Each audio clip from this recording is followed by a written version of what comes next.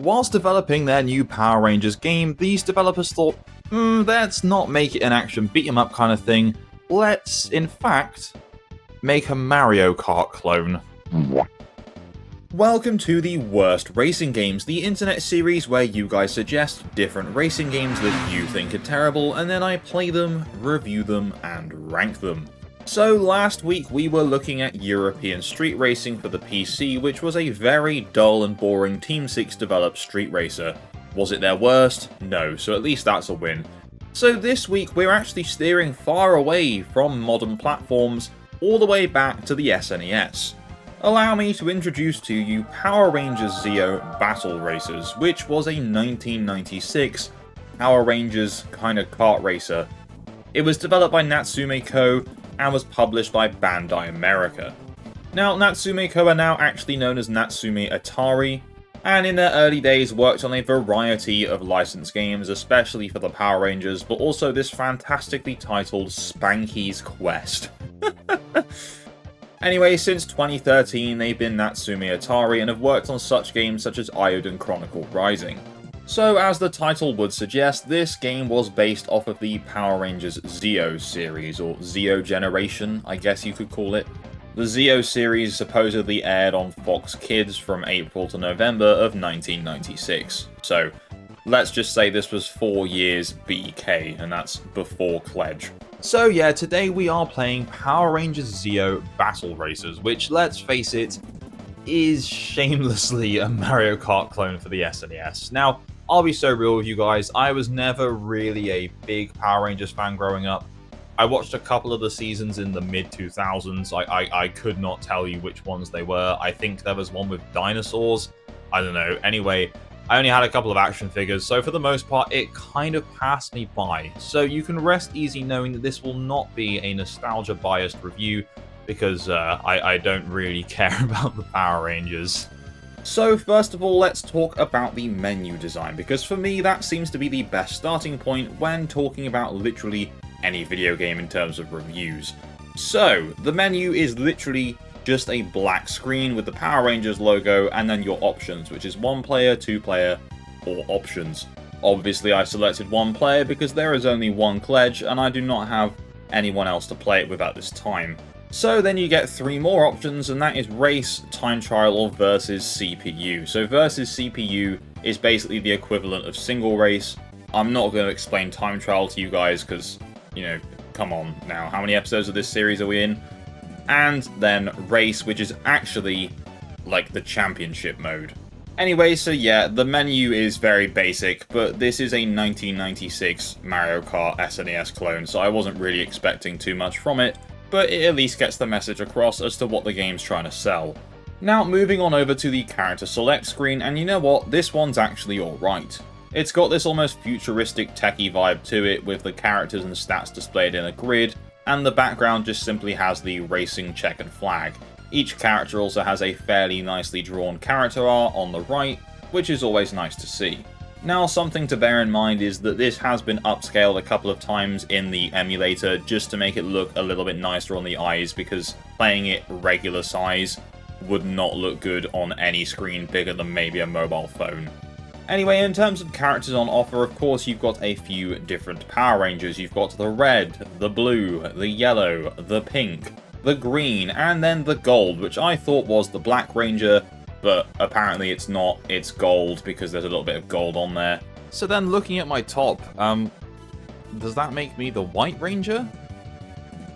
Anyway, as well as the Rangers, you've also got a couple of their enemies, and those are of course King Mondo and a Cog Soldier, who low-key looks kinda creepy, I'm not gonna lie.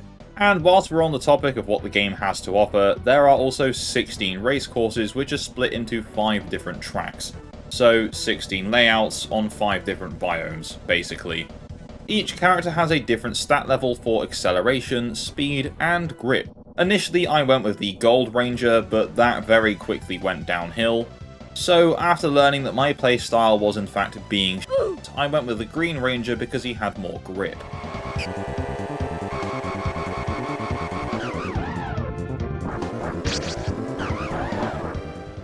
So how does the game actually control? Well, of course, you steer with the D-pad, you've got one face button for acceleration, one for braking, there's one for jumping, and then you get a blaster as well, which is pretty much just an auto lock-on, to an extent. It won't go too far around corners, to blast other opponents and slow them down. So there's no actual power-ups in the game, you just get the weapon attached to your vehicle.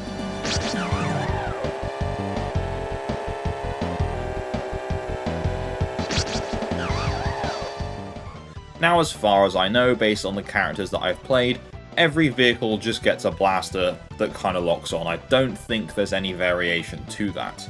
So let me start off by describing the bike handling to you, because that's the character I started off first, the Gold Ranger, and there are other characters who have bikes in the game, such as the Pink and the Red Ranger.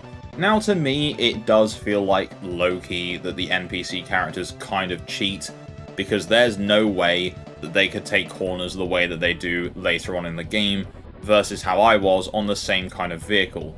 Don't get me wrong, it took me a while to get used to the handling in the game anyway, but I was sliding all over the place, I couldn't get grip around corners, and it would take me a lot longer and go a lot wider, versus how the NPCs would take corners, which is go into them flat out, somehow lose no grip, and come straight back out the corner flat out as well. It doesn't really add up to me. Anyway, so I didn't really get on with the bikes. I won all the early races and then was just consistently losing for the rest of the game. So when I went back in, it was time for a car. And oh man, that's so much easier. The handling still isn't great, it's still a bit slidey, but fuck me, it's so much more bearable than driving with a bike character. The thing is, despite this game having a pretty uncomplicated control scheme and some, alright ideas, I guess, it just suffers from the fact it's just so boring. The games only have 4 racers, including you, at once, despite a selection of at least 7 characters. Even Mario Kart, back on the SNES, had 8 racers on the track at once. A lot of the track designs are just kind of meh. There's no good tracks that stand out in my mind after playing through all of them at least 3 times over, so they cannot be that good. But another thing that really confuses me, again, if we look back at Mario Kart on the SNES, why the f*** is there a giant mirror on the bottom screen of this Power Rangers game? The map on Mario Kart made so much more sense. This mirror is just really annoying. It's too big, it's in the way. I would have much preferred a map layout down there. I'm sure the only reason they did that was to not completely copy the other game, but from a design point of view, it's just so irritating. Because then the map that's actually on the screen is on the top screen where you're driving. At least put the small map on the bottom screen with the mirror, because there's so much of it not in use. What? I don't even have any words for this, guys. Just such a stupid choice.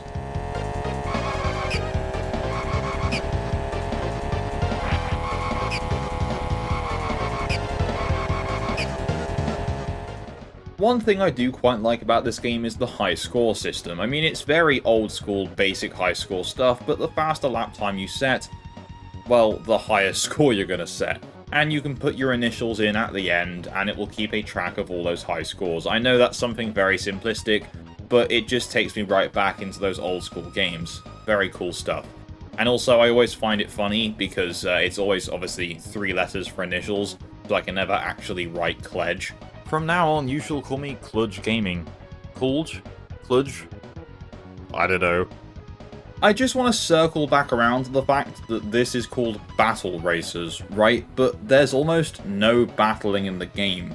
Like I say, the only weapon you have access to is the blaster weapon, and you pretty much get 5 shots during the entire span of the race, so basically 1 shot per lap.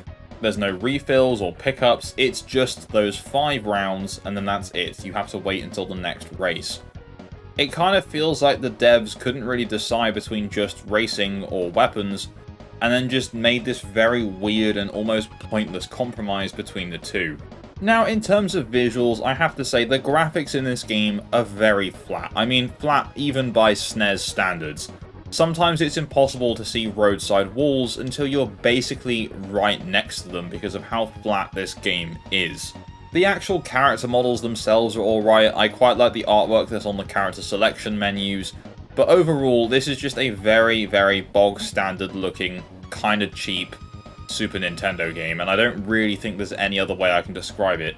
I mean, on the plus side, at least it's colourful, like it's nice to look at from a distance, but the minute you start actually paying attention, it's not great. I mean, let's be real as well, it's even stolen the track templates from Mario Kart. I mean, you got raceways, beach tracks, the obligatory ice level. You know, it's so cut and paste, but during the process of cutting and pasting, it's lost any of the magic that made the original actually feel good to play. I mean, at the end of the day, this is a racing game, and it is a functioning racing game, so at least I can give it that, because, you know, I can't say that about every game I've reviewed in this series. Yeah, it's not got any good tracks, it's not really got any fair challenges, any power-ups, or let's face it, really any fun or entertainment value, but it is a racing game where you can start and finish the race and win, and it doesn't break. But I still don't think it's worth playing. Maybe if you're a die-hard Power Rangers fan, then sure, I guess, but I think there's many better Power Rangers games out there that you could play that aren't racing games.